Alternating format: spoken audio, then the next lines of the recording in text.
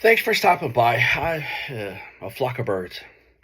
I'm not really meant to abandon my channel. It's just a lot of things happen. So I'm going to try to start back up and start doing some different things.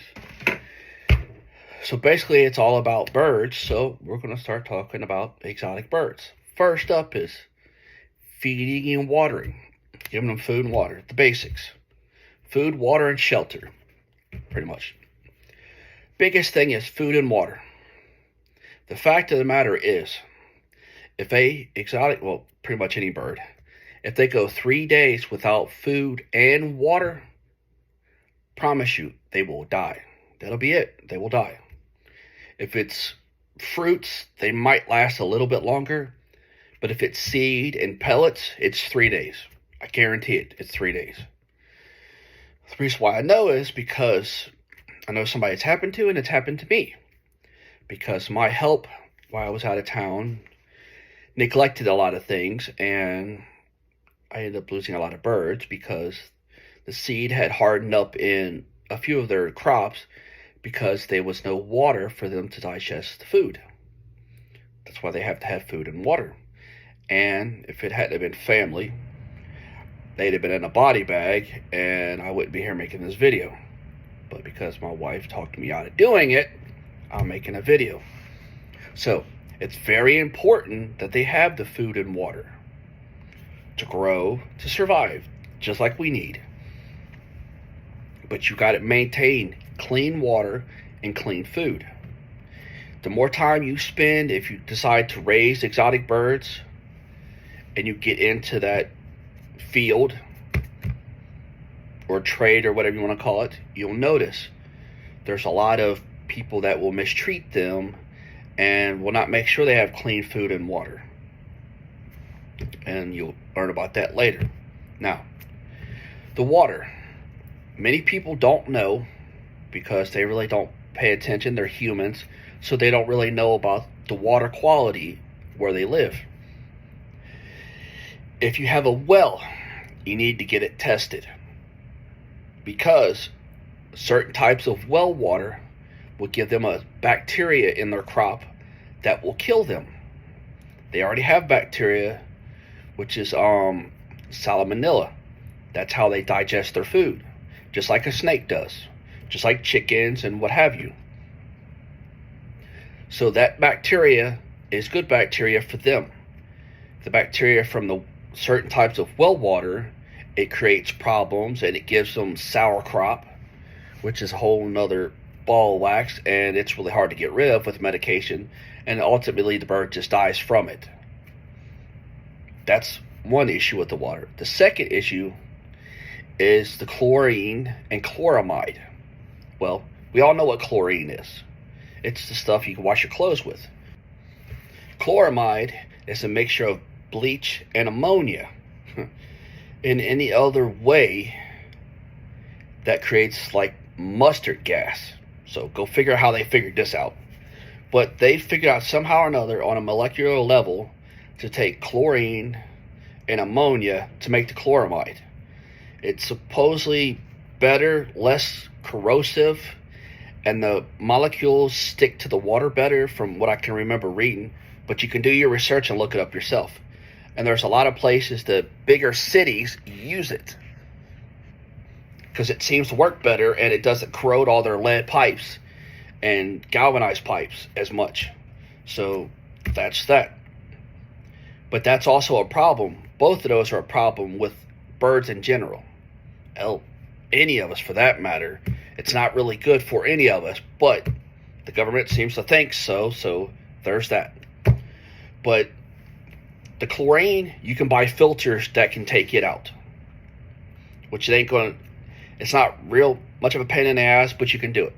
Chloramide is a whole nother ball game.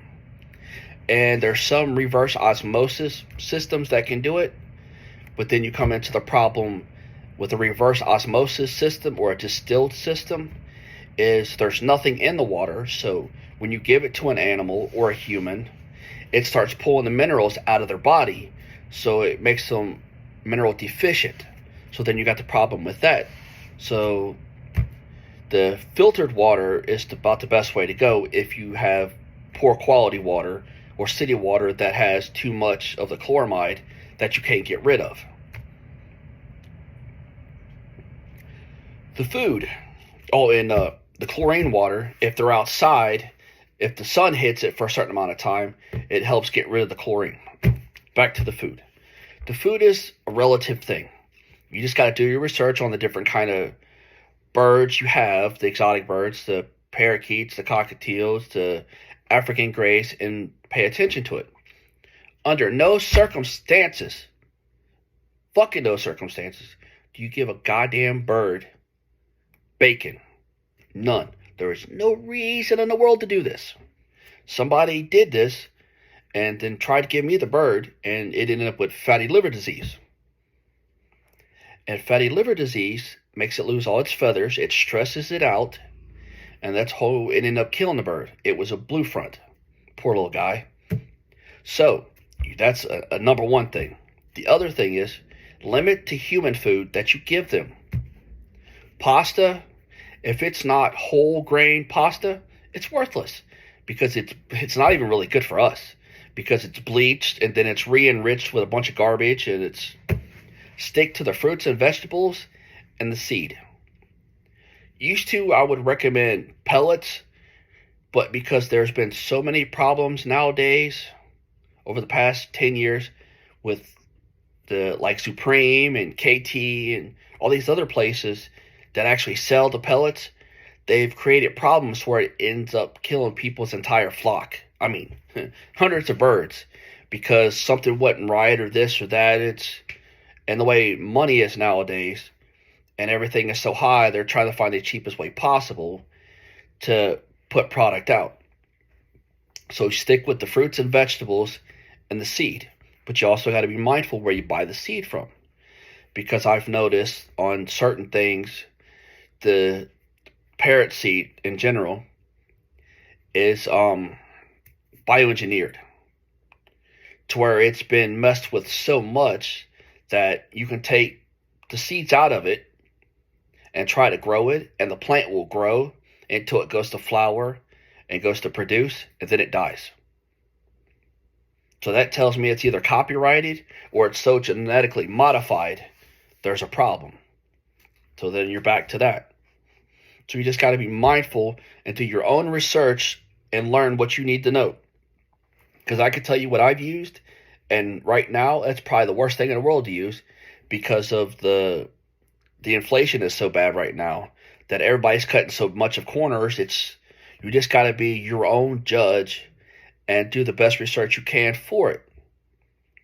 And then you have a healthy flock. I tell you what I used to do, though. There was a fruit stand that was probably about 20 miles from me, and I would go once a week because I had 400 birds at one time, and I would go and I'd get all their clearance stuff.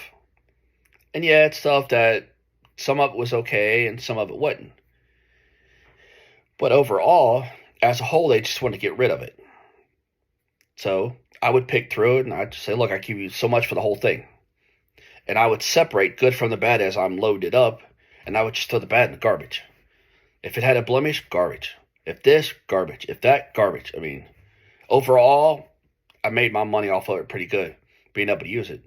And you'd have to use it within 3 or 4 days, or it would go bad because of the way they did it. They pulled it from a cooler and brought it to a hot fruit stand.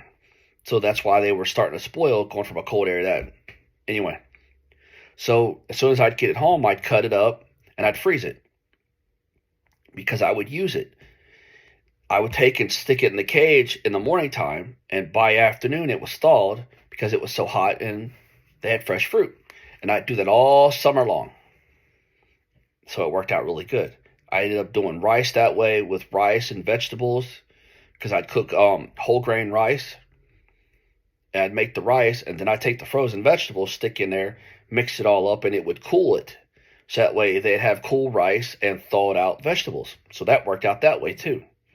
So you just got to figure out kind of what you want to do this way and that way. So that's all it is for today. Thanks for stopping by.